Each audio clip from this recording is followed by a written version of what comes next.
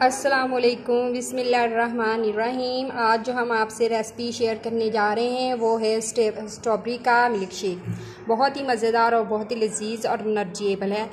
ठीक है, आप इसे ट्राई ज़रूर करें।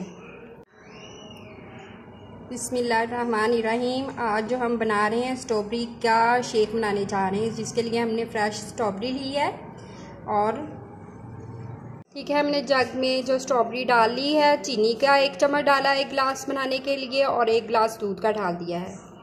अब हम इसे अच्छी तरह ग्राइंड कर लेंगे।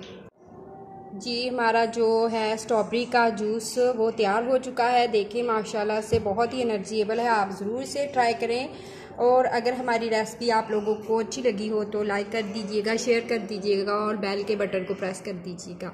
अगर आप हमारे चैनल पे नहीं हैं तो हमारे चैनल को भी सब्सक्राइब कर दीजिएगा। और अल्लाह ताला आपके दस्तरखान को रहमतों, बरकतों और खुशियों से भर दे। अल्लाह हाफिज़।